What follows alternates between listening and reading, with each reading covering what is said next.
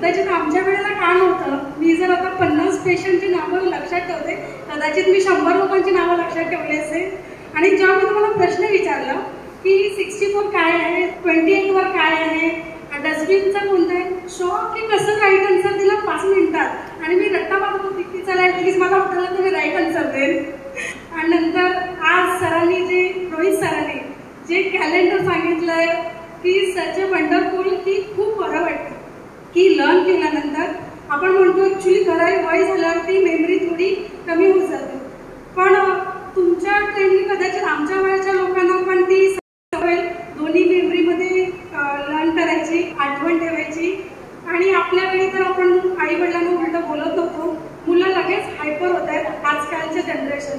आपण काही विचारलं तर म्हणतात तुला काहीच कळत नाही. म्हणजे का कळत नाही, आम्ही कॉलेज केलंय, आम्ही तिथेच आहे, आम्ही जॉब केलाय.